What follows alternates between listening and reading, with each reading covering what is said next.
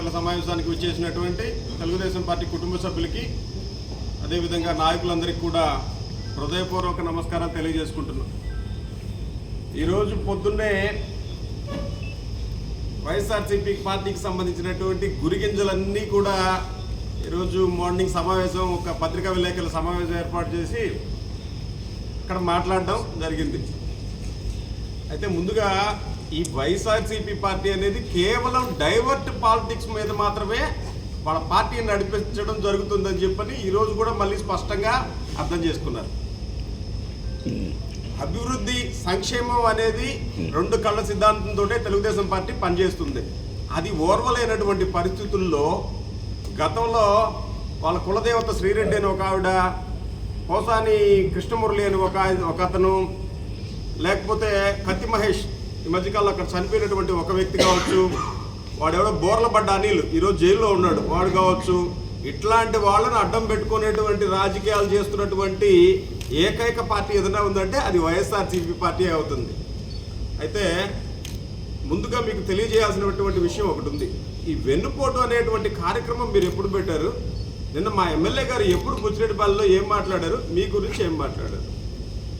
ఉనికిని చాటుకునేటువంటి పరిస్థితుల్లో ఈ ప్రసన్న కుమార్ రెడ్డి అనేటువంటి వ్యక్తి ఏదో ఒకటి మాట్లాడేసేస్తే నియోజకవర్గంలో నా పేరు ఇంకా ఉంటుందనేటువంటి ఒక దుర్మార్గపు ఆలోచనతోటే మాట్లాడుతూ ఉన్నారు. తండోపతండాలుగా వెన్నుపోటు అనే కార్యక్రమానికి వచ్చేశారు. పట్టలేనటువంటి పరిస్థితుల్లో కోవూరు బజార్ సర్లు నిండిపోయినాయి అని చెప్పని ఒకరి మీద ఒకటి వంతులు పడి మరి మైక్ పట్టుకొని మాట్లాడుతూ ఉన్నారు. 200 నుంచి 400, 500 రూపాయలు ఇచ్చి మీరు జనాల్ని తోలినటువంటి మాట వాస్తవా కాదా అని చెప్పని మీరు గుండెల మీద చేసుకొని చెప్పాలి.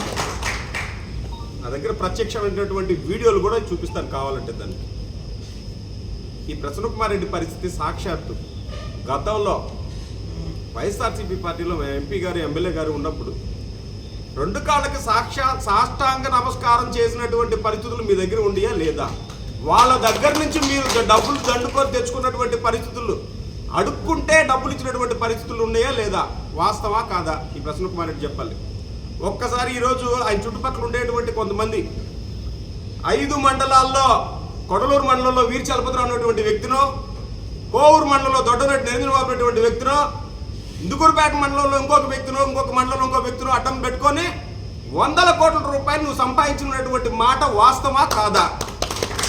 ఇందుకోసంగా నిన్ను ప్రజలందరూ కూడా చీత్కరించి ఈరోజు మా ఎమ్మెల్యే గారు అయినటువంటి ప్రశాంత్ రెడ్డి గారికి తెలుగుదేశం పార్టీ తరఫున పోటీ చేస్తే 55,000 ఓట్ల మెజారిటీ ఇస్తే ఇది ఓర్వలేనటువంటి పరిస్థితుల్లో ఈరోజు నువ్వు మాట్లాడుతూ ఉన్నావు. ఎందుకు మాట్లాడుతూ ఉన్నారు? ఇంకా ఏంటి అంటే, మా ఎమ్మెల్యే గారు మీకు ఇచ్చినటువంటి ఒక అవకాశం ఇచ్చారు. అవినీతి రహిత, వివాద రహిత నియోజకవర్గంగా కోవూరుని మారుద్దామని చెప్పని మొట్టమొదటి నుంచి కూడా మమ్మల్ని అందరినీ ఆపినటువంటి పరిస్థితుల్లో ఈరోజు మీకు నోరు లేస్తూ ఉంది. కొద్దిగా కానీ మమ్మల్ని కానీ వదిలిపెట్టుంటే నీకు ఈ పక్కన మాట్లాడేటువంటి వ్యక్తి బెంగళూరులో పోయి కూర్చునేవాడు, ఈ పక్కన మాట్లాడేటువంటి వ్యక్తి ఇంకో పక్క ఒరిస్సాలో కూర్చునేవాడు, నీ వెనకాల ఉండేటువంటి వ్యక్తులు ఒక్కరు కూడా ఉండేవాళ్ళు కాదు. దానికంటే ఇంకొక ముఖ్య విషయం చెప్తాం. ఒక్కసారి ప్రెస్ వాళ్ళు ఎవరైనా ఉంటే ఒక ఫోటో చూడండి. ఈ ప్రసన్న కుమార్ రెడ్డికి ఆ పక్క ఈ పక్క ఉండే వ్యక్తులందరూ కూడా అతని బాధితులా కాదా అని చెప్పని వాళ్ళనే చెప్పని గుండెల మీద చేసుకొని చెప్పాలా. ప్రతి ఒక్కరి దగ్గర నువ్వు డబ్బులు దండుకుంటేనే నీ వెనకాల అందరూ ఉన్నారు. అయితే ఒక్క చిటికేస్తే, మా ఎమ్మెల్యే గారు కానీ ఎంపీ గారు కానీ ఒక్క చిటికేస్తే నీ పక్కన ఉండే వాళ్ళు ఎవరు కూడా ఉండరు. ఇంకా కాకపోతే అక్కడ అంత దుర్మార్గులు ఉన్నారు కాబట్టి, వాళ్ళు ఎవరిని వద్దన్నారు కాబట్టి వాళ్ళందరూ కూడా నీ పక్కన కూర్చో ఉన్నారని చెప్పనేటువంటి విషయం గుర్తుపెట్టుకోమని చెప్తాను.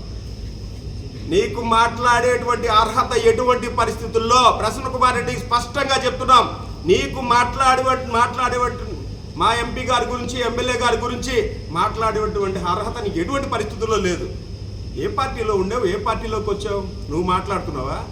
చంద్రబాబు నాయుడు గారి దగ్గర ఉన్నప్పుడు పిలిచి సీట్ ఇచ్చి కూర్చోబెడితే రాజశేఖర రెడ్డిని పంచోడ తీస్తానని చెప్పినటువంటి మాట్లాడిన వ్యక్తివి నువ్వు. అదేవిధంగా మళ్ళీ వైసీపీలోకి వచ్చిన తర్వాత చంద్రబాబు నాయుడు గారు తిడుతున్నావు. నువ్వు ఏ గాలికి ఆ చాప ఎత్తేటువంటి రకం. మా ఎమ్మెల్యే గారికి, ఎంపీ గారికి అవి తెలీదు. వాళ్ళకి తెలిసినటువంటిది ఎలక్షన్ రాజకీయాలకు రాకముందు వాళ్ళకి తెలిసినటువంటి పరిస్థితి ఒకటే ఒకటి, ప్రజలకి ఏ విధంగా సేవ చేయాలి, ప్రజలకి ఏ విధంగా సేవ చేస్తే మనకు ఆ భగవత్ సాక్షాత్కారం జరుగుతుందన్నటువంటి ఒకటే ఒక ఆలోచనతోటే ముందుకు వచ్చేటువంటి వాడు.